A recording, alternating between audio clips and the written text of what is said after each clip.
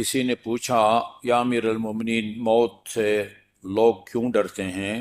تو آپ نے فرمایا اس کی وجہ یہ ہے کہ انہوں نے موت کی تیاری نہیں کی ہوتی۔ جس نے موت کی تیاری کی ہوتی ہے اس کو موت کا کوئی خوف نہیں ہوتا، اور صرف یہ نہیں کہ موت کا وہ خوف نہیں رکھتا، وہ موت کے لیے بے تاب رہتا ہے۔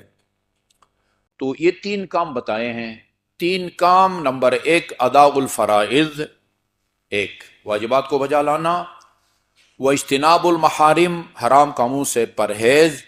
واجبات کو وہی بجا لا سکتا ہے جس کو واجبات کا علم ہو، حرام کاموں کو بھی وہی ترک کر سکتا ہے جس کو حرام کاموں کا علم ہو۔ بہت سارے لوگ بے دین نہیں ہوتے، وہ لاپرواہ نہیں ہوتے، وہ گستاخ نہیں ہوتے، اللہ تعالیٰ کی شان میں لا علمی کی وجہ سے گناہ کر رہے ہوتے ہیں۔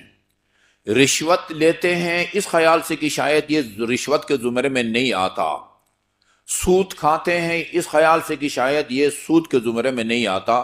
کچھ چیزوں کے بارے میں پتہ ہے یہ سود ہے اور ہے بھی، کچھ چیزوں کے بارے میں وہ سمجھتے ہیں کہ یہ سود نہیں ہے جبکہ وہ سود ہوتا ہے۔ اس لیے حرام کاموں سے وہی بچ سکتا ہے جس کو پتہ ہو کہ یہ حرام ہے۔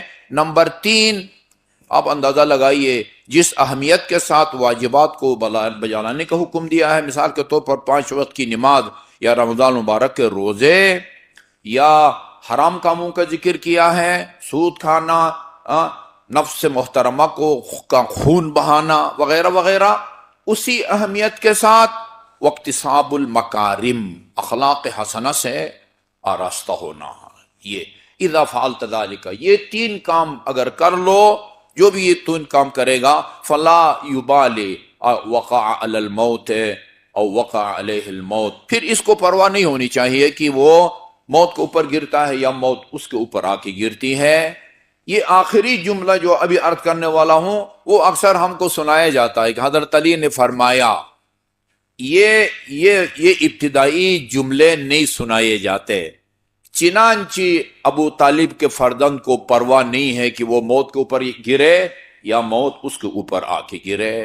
اخلاق حسنہ کے اپنانے کو اتنی اہمیت دی ہے جتنے 5 وقت کی نماز کو اہمیت دی ہے، اتنی اہمیت دی ہے جتنے حرام کاموں کو ترک کرنے کی اہمیت۔ اخلاق حسنہ، اخلاق 2 قسم کے ہیں، اخلاق حسنہ اور اخلاق رذیلہ، پسندیدہ اخلاق صفات اور ناپسندیدہ اور قابل مذمت صفات۔